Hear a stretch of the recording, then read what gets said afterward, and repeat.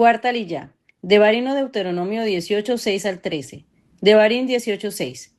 Y si un levita sale de alguna de tus ciudades, de cualquier parte de Israel en que resida, y llega con todo el deseo de su alma al lugar que Hashem escoja.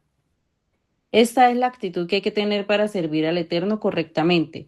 El que no tiene esa actitud no puede hacerle un servicio agradable. Ese deseo es como un fuego dentro del alma del siervo del Eterno. El fuego en los sacrificios produce un olor fragante delante del Eterno. Si no hay fuego en nuestras almas a la hora de servir al Eterno, no somos agradables. Devarim 18, 10 al 11. No se ha hallado en ti nadie que haga pasar a su hijo o a su hija por el fuego, ni quien practique adivinación, o un pronosticador, un augur, o hechicero, o encantador, o medium, o espiritista, ni quien consulte a los muertos.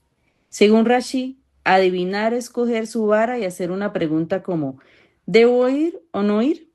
Oseas 4:12. Según los sabios, un pronosticador se refiere a uno que hace trucos de magia.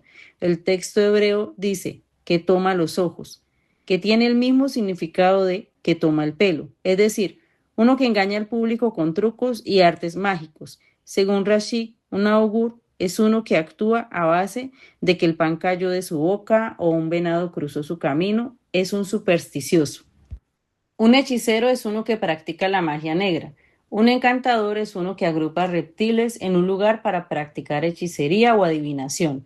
Un medium es uno que piensa que el espíritu de un muerto habla por su axila, mediante nigromancia, o uno que mete un hueso de un animal en la boca y el hueso habla.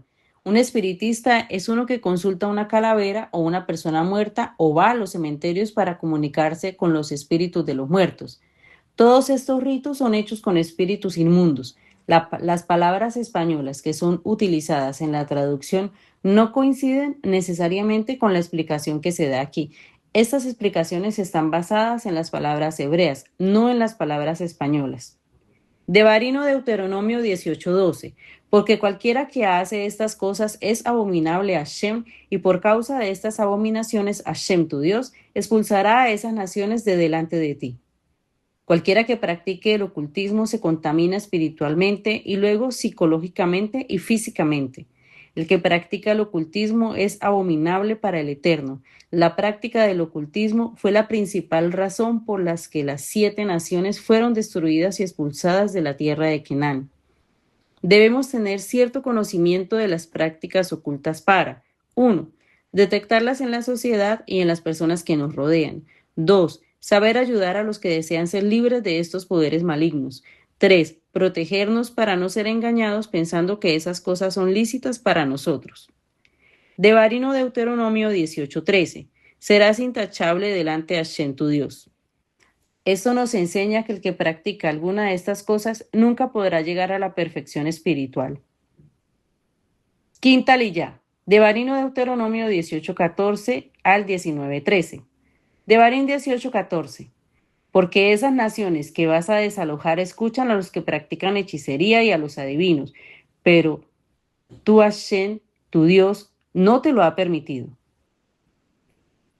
Lo que marca la diferencia entre el pueblo de Elohim y el mundo es que el mundo depende de la suerte, el azar, la adivinación, hechicería, entre otras prácticas supersticiosas, mientras que el pueblo de Elohim depende del Altísimo.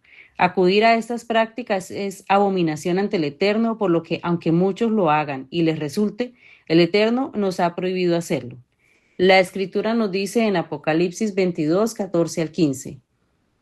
Qué bendecidos son aquellos que guardan la Torá, para que así tengan derecho de comer del árbol de la vida y para entrar por las puertas de la ciudad.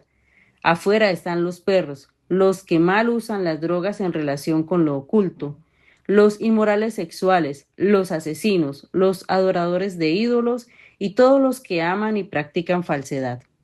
Devarim o Deuteronomio 18:15. Un profeta de en medio de ti, de tus hermanos, como yo, te levantaré a Hashem tu Dios, a él oiréis. El término español profeta viene del latín profeta. Profetes, de origen griego, significa hablar en vez de ser portavoz de, hablar ante alguien, hablar en voz alta, predecir. En el griego clásico significa predicador. El término hebreo es naví, posiblemente de la raíz acadia nb, que significa llamar, convocar. La forma hebrea es pasiva y significa llamado, convocado. Aquí nos muestra cómo es el llamado y el mensaje de los diferentes profetas que el Eterno levanta. El llamado del Nabí, su origen no humano, Amós 7:15, segunda de Pedro 1:20 al 21, divino, Amós 2:11, Jeremías 23:21 al 22, del Espíritu, Números 11:29. Su autoridad, sobre el sacerdote, ejemplo Moshe, sobre el rey, ejemplo Shomel, Amós 7:9, sobre el pueblo, Isaías 6:9-10, sobre las naciones, Jeremías 1:10. Su misión, práctica oral, la boca, Shemot o Éxodo 4:16, 7:1, Jeremías 1:9, práctica escritural. El mensaje del Nabí. El origen del mensaje, una llamada divina, luz, revelación, calor, inspiración. La forma del mensaje, verbal, Jeremías 23:18b. Hablado, ejemplo Moshe, Números o Bemidbar 12:8. Cantado, ejemplo David, visual, ejemplo Zacarías, Números o Bemidbar 12:6. Jeremías 23:18a. Vívido, representativo o simbólico, ejemplo Ezequiel, personal, ejemplo Jonás, familiar, ejemplos Oseas, Isaías. El mensaje, llamar al pueblo al arrepentimiento, enseñar obediencia, enseñar a separar lo santo de lo profano. Devarim o Deuteronomio 18 al 19.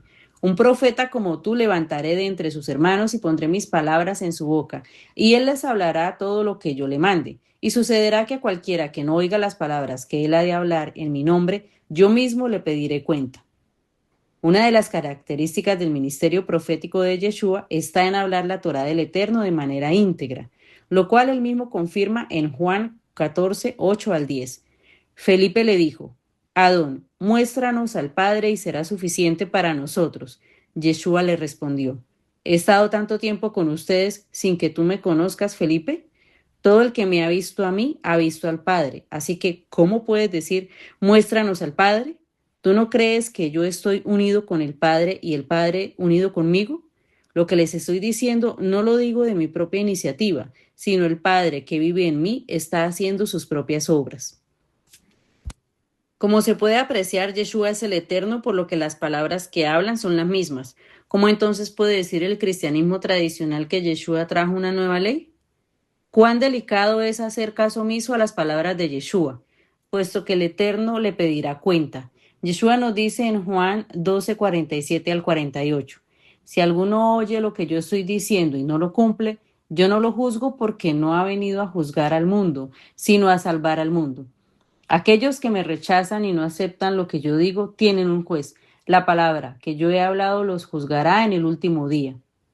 ¿Por qué seremos condenados por hacer caso omiso a las palabras de Yeshua?